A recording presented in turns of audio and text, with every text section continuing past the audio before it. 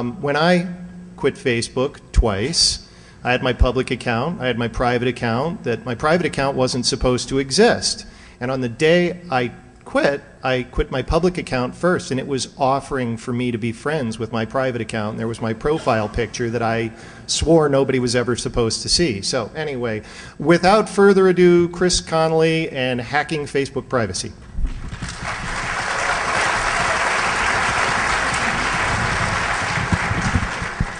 Well, thank you. Thank you guys all for coming out. I see I found the magic combination of hacking and privacy and Facebook, and that fills up a room, even at Defcon.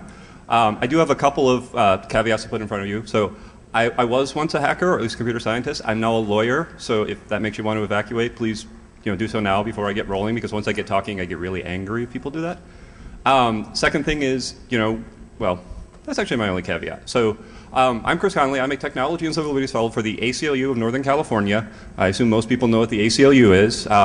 We are the country's largest and oldest civil liberties and civil rights organization. And part of what we do is defending things like online speech, online privacy, online association, all of these things, which got us interested in the concept of Facebook, which got us into the concept of what is Facebook doing, which got us really confused because they're doing a lot of things that a lot of people don't really like.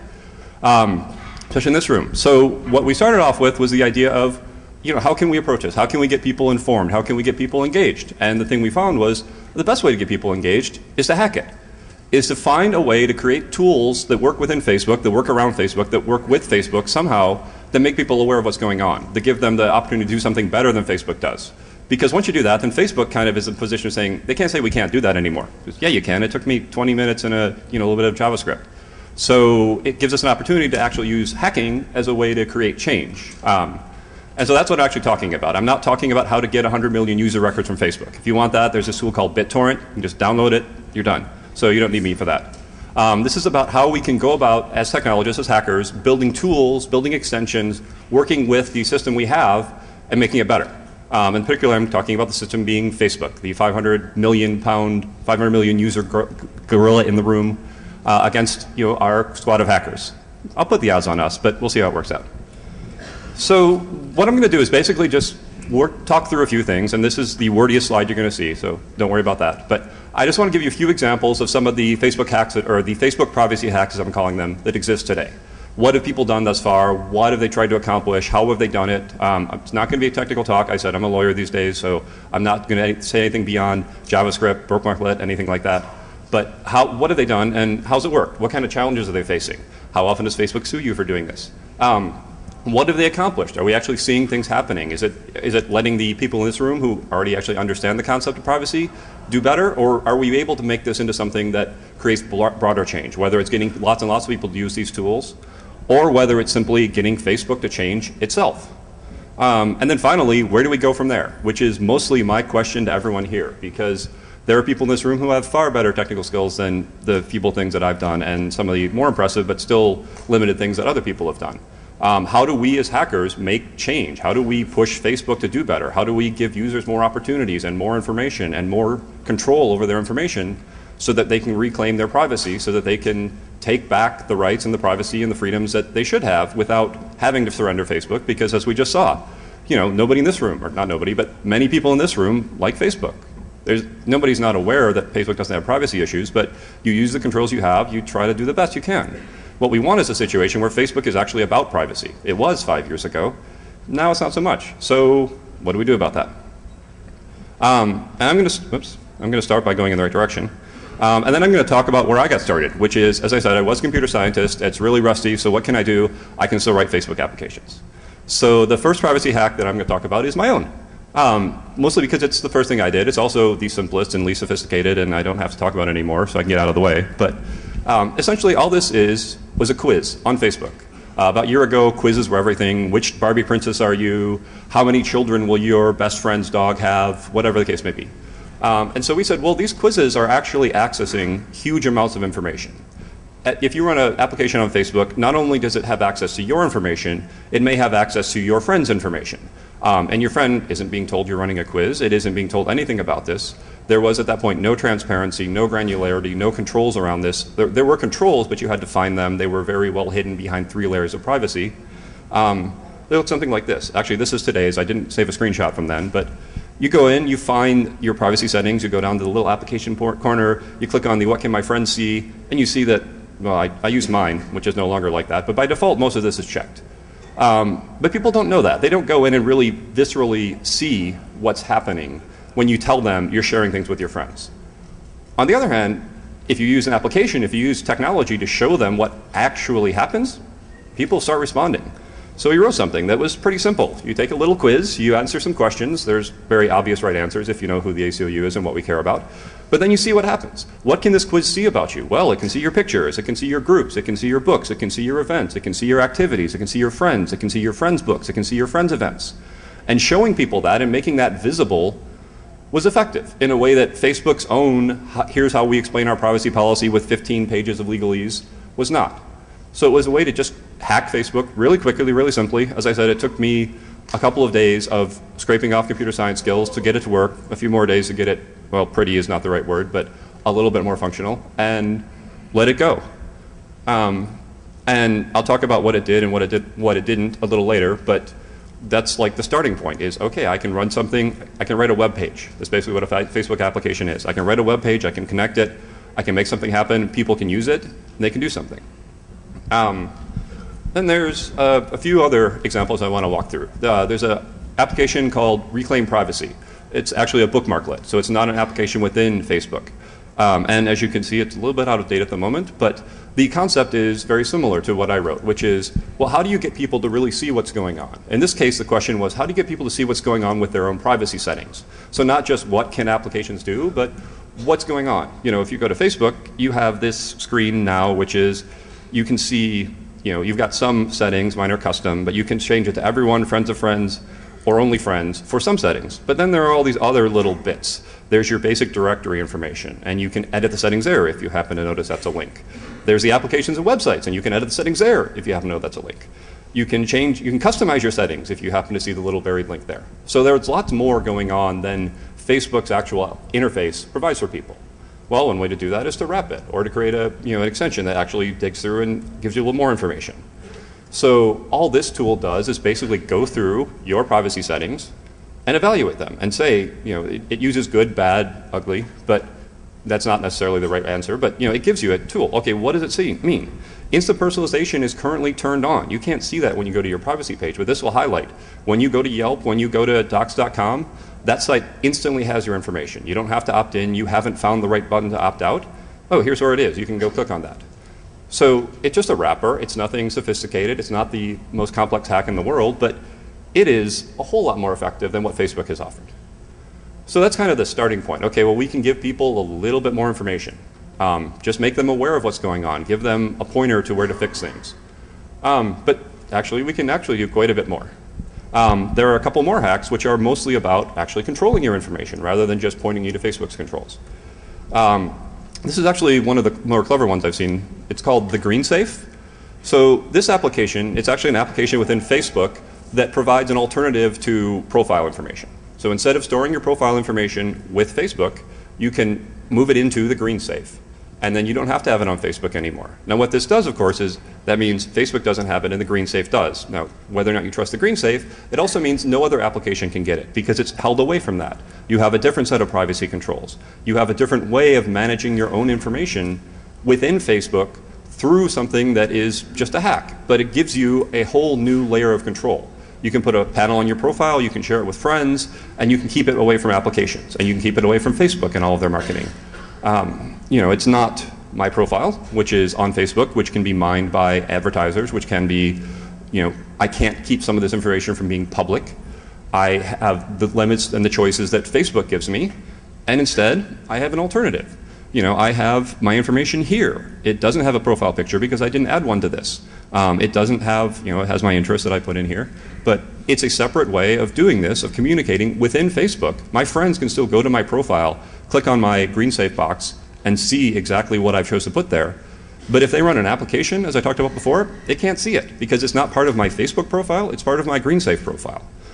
So this is just another tool to kind of pull a little bit of information out of Facebook, or, well, it's out of Facebook's hands, but it's still within Facebook.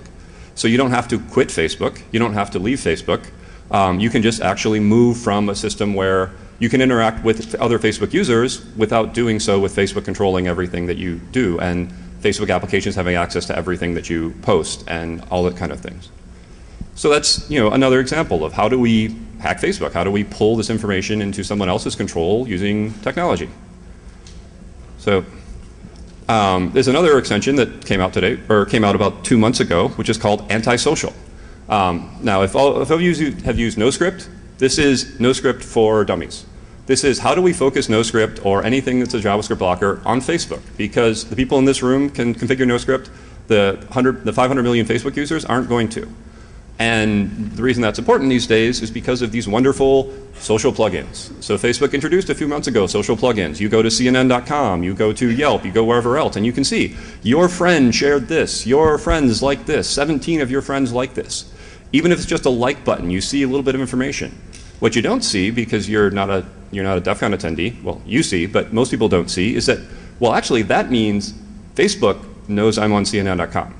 They're logging my activity on the web everywhere I go. They have a record of this. Now, they have a current policy that they only made public after someone pointed out this was happening, that they're only using it in aggregate, they're anonymizing it, they're deleting after 30 days, which is all good. It's also not permanent because, as we know, Facebook's policies tend to change. So the simplest way, of course, of doing this is instead of trying to configure your privacy settings and keep up with Facebook, why not just opt out? So what antisocial does, it's basically just a narrow, tailored JavaScript blocker and domain blocker.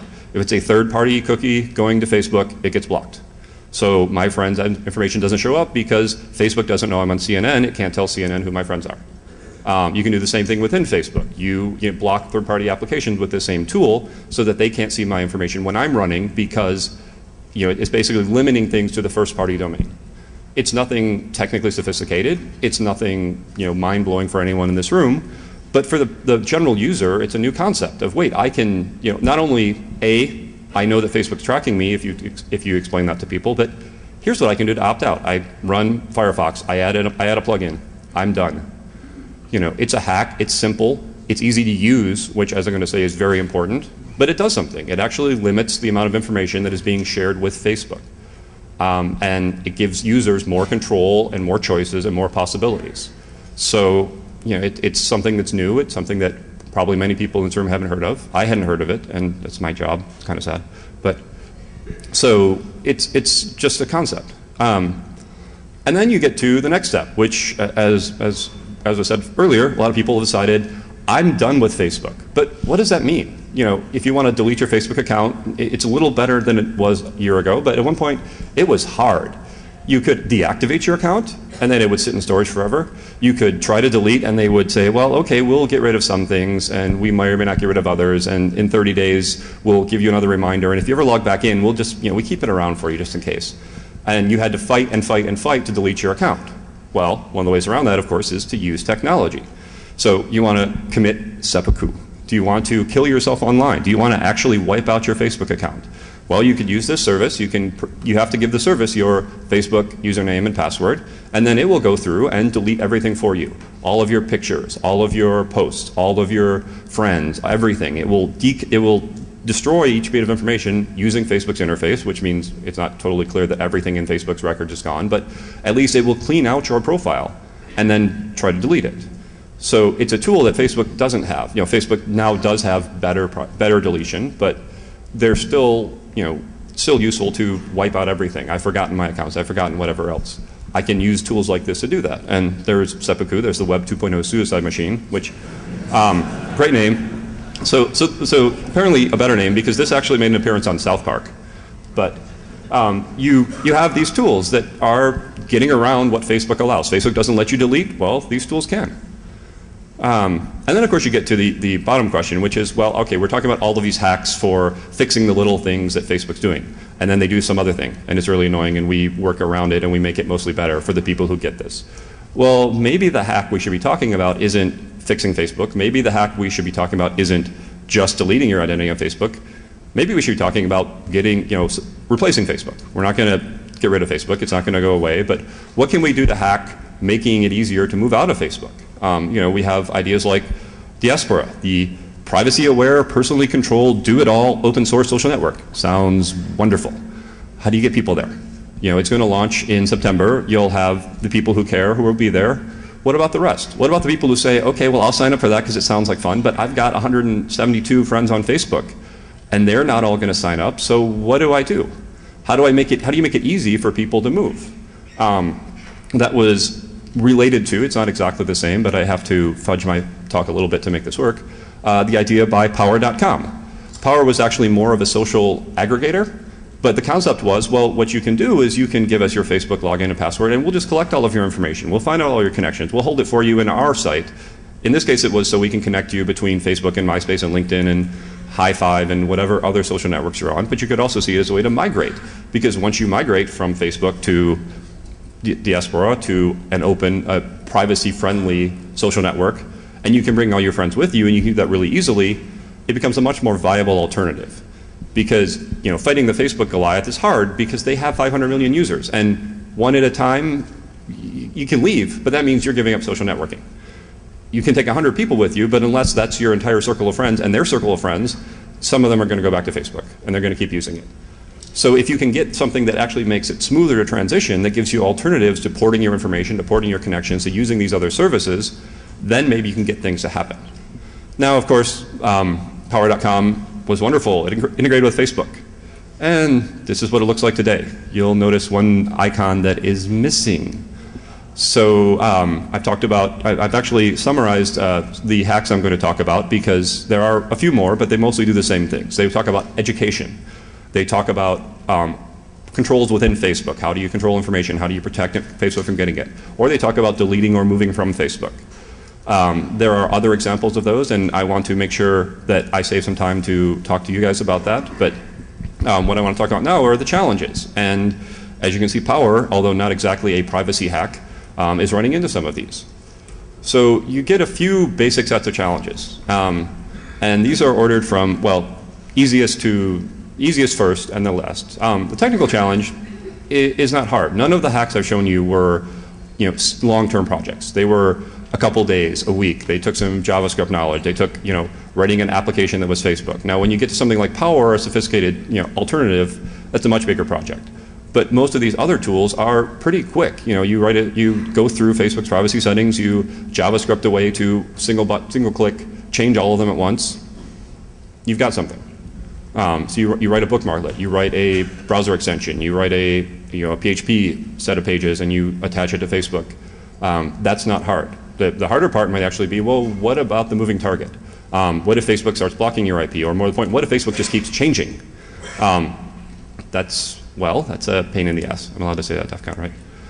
It's kind of, frankly, it's a mixed blessing, because often if Facebook is changing something, it's because they're responding to something, and maybe they're responding in the right way. If you set up something that is about, here's how to simply control your privacy settings, as Reclaim Privacy did, and Facebook does something to make them simpler, well, that's good. Of course, it might not go all the way. Facebook has a tendency to take one big step forward and one little step back and say, oh, that evened out. We're all happy now, right? Everyone's thrilled? Doesn't work that way, so there's constantly going to be need for these tools to revise and update and continue to build, but it certainly is in some sense a good thing that, you know, you're accomplishing something when your tool breaks because Facebook changed something. So the technical challenges are easy. The legal challenges are a little fuzzier. I mean, if you are successful, if you are Power.com, if you are viewed by Facebook as someone they're challenged by, they may come after you. And I'm going to talk very little about Power.com. I'm going to encourage you all to corner Jennifer Granick from EFF, because she's written amicus briefs on this, and ask her all the hard questions. I'm just going to talk about the general areas. But you will run into a few things. The main thing is, what were the terms of service? Did you violate the terms of service? And of course, the question becomes, what's you? If you wrote a bookmarklet, well, the user might have run it, but you didn't do it. Well, again, I'm going to be non-lawyery, or I'm going to be very lawyerly and say, it depends. It's not an easy question, but what you see is that there are possible legal challenges, and the biggest one is the terms of service, and a lot of things break down from that. Well, if you violate the terms of service, have you gained unauthorized access to a computer network? Are you criminally liable for that? That's what Facebook is saying about Power.com right now. We will see how that all plays out, but that's one of the ugly. Lori Drew was the case a year ago that kind of introduced this concept of, unauthorized access, meaning you did something the site asked you not to. You violated terms of service by providing a wrong, a false name, or you violated terms of service by logging in for a user when Facebook says the users must log in themselves. You must not use automated tools, even if they do things with your own information that you want them to do. So that's a challenge. But the biggest challenge for these is really practical. You've written a great hack, and there are probably people in this room, I hope, who've already thought of a couple of great hacks. I could do this. I could change. I could automatically untag everything. I'm sick of having my, I put up my fake profile picture and then everyone tags me every time they take a picture of me. I want a one button click that will untag everything in Facebook. But how do you get that from something I can use, something the people in this room can use, to something that the world can use? And not only that, something that makes a difference, something that Facebook has to respond to by actually making this easier, because they can no longer say it's hard. They can no longer say people don't care. How do you get adoption of your hacks? How do you get them to actually make a difference? And some of it's basically having something that's good, which good meaning both A, it does something that people care about, and B, it's easy. Because we know that if you have a 6-step process for setting your Facebook settings, a lot of people won't do it. If you have a one-button click that actually makes everything private, it becomes more compelling. And then the second challenge, of course, is once you've got that, how do you make that happen? How do you push it out?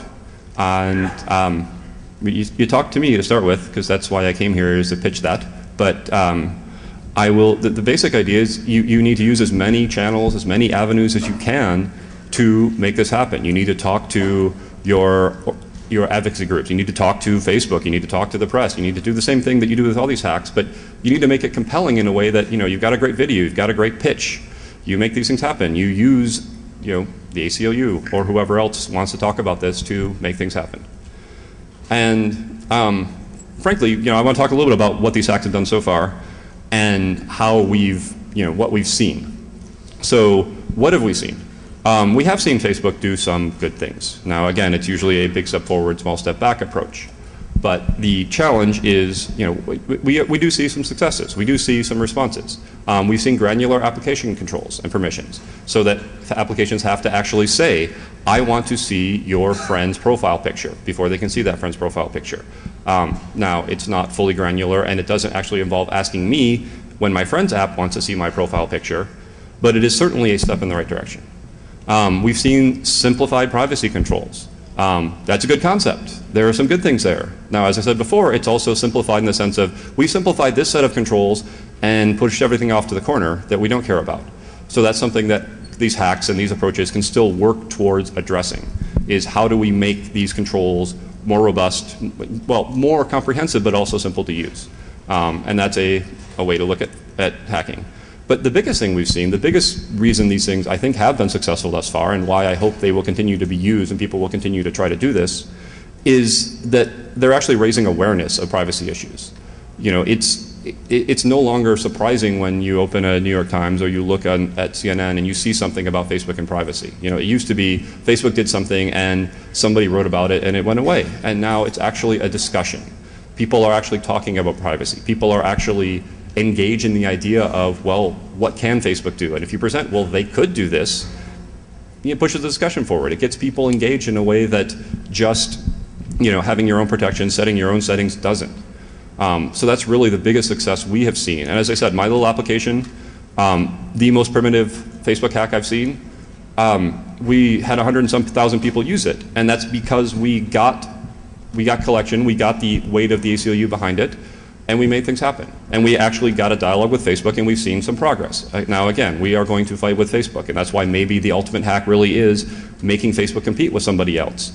But what we are seeing is that Facebook does respond to enough awareness. They respond when people complain about privacy. Even Mark Zuckerberg, he of the "you lack integrity if you have multiple online identities," steps back when suddenly, oh wait, the public doesn't like that. They start saying things, they start threatening, they start they start making noise. Well, if they start making noise, Congress might get involved. We might have to think about this a little more. And where that starts is not with someone making a really strong argument to ACLU or to the New York Times or to anyone else. It starts with somebody showing exactly what happened. It starts with somebody presenting an alternative. It starts with a hack. It starts with somebody just opening people's eyes to what is possible with Facebook by using the Facebook system to change how people control their own information, what privacy options they have, and how this all works. And again, where do we go from here? So this is kind of the open-ended part of the talk. I really think that we have the opportunity because there are so many people in this room who understand Facebook, understand the technologies, far better than I do. But the concept is we have the tools, we have the skills to actually make a difference. You think about things like tagging, you think about mobile location, which is going to be the next round of Facebook privacy battles. There are so many different approaches to making things more transparent, making people more aware, encouraging people to think about privacy, encouraging people to take action on privacy, and then encouraging them to push, building consensus. And again, this is the hack. The hack is not about using the technical tool to fix Facebook. The hack is using the technical tool to get people aware, to build the social awareness, to build I'm sorry, I'm getting redundant, but basically to build people into the sense that we can change Facebook. And I'd like to think that that's what the ACLU and that's what we can do. So my job at the ACLU, which I spiel off a little bit, is part of a campaign called Demand Your .rights. And this campaign is about raising awareness of issues around online privacy, around the connection between the information that Facebook collects, the information that applications have access to, and the government's demand for this information. And what we do is try to get people aware of how do you control your privacy. What can you do? What can't you do? Why can't you do it? Why won't Facebook allow this? And a lot of times this is about hacking. This is about changing people's understanding of the system by using your knowledge of the system. It's not just about making a compelling argument, well, you shouldn't put that on Facebook, because people do. They love Facebook. Everyone in this room loves Facebook, even the people who are leaving love Facebook. But what people don't love is the fact that they lack control.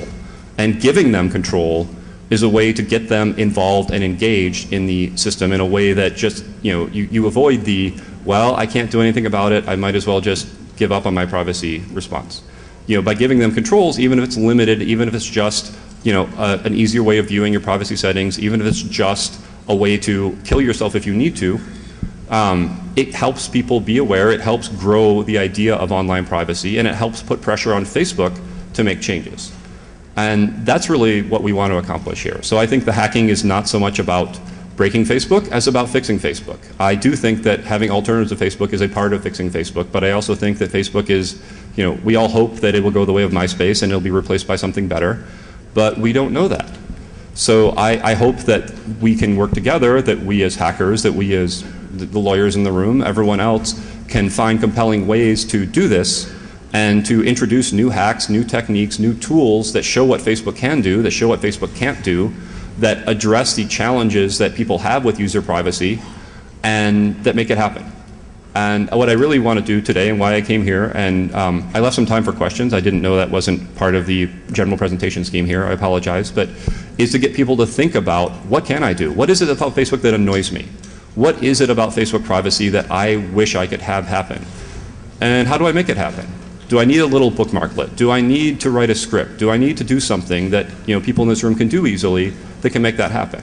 And then if I care about it, if I'm aware of that problem, well, how do I make this happen, not just for me, not just for the next year's Defcon where I can show my little script, but how do I make it happen more broadly? How do I change Facebook? How do I push for broader global change in the social network world by using the hacking skills that I have? And I really hope that people will continue this dialogue, that you'll come and talk to me, that you'll talk to each other, that someone will come up with a great new tool that I can give to a smaller audience next year perhaps, but that really will help people understand what happens with Facebook and help people understand what they can do and how they can change it. And again, I want to be part of that. I'm not a hacker anymore, but I know the people in this room have the skills and they have the knowledge and they care. They came to this session because they care about privacy. And making that happen is something that the people at Defcon have a great ability to do. And we want to be part of it because we want to take advantage of your skills. And we hope you want to take advantage of our networks and our relationships. And we want to work together with other organizations, with other groups that can make this happen. So I'm going to actually wrap up now with anyone who actually really wants to come up and ask me a question. I know that's not supposed to be part of my presentation, but I've run out of things to say myself, so I'd be happy to talk to someone on a microphone. Otherwise, I really want to thank everyone for coming and hope that you all are thinking about ways to hack Facebook.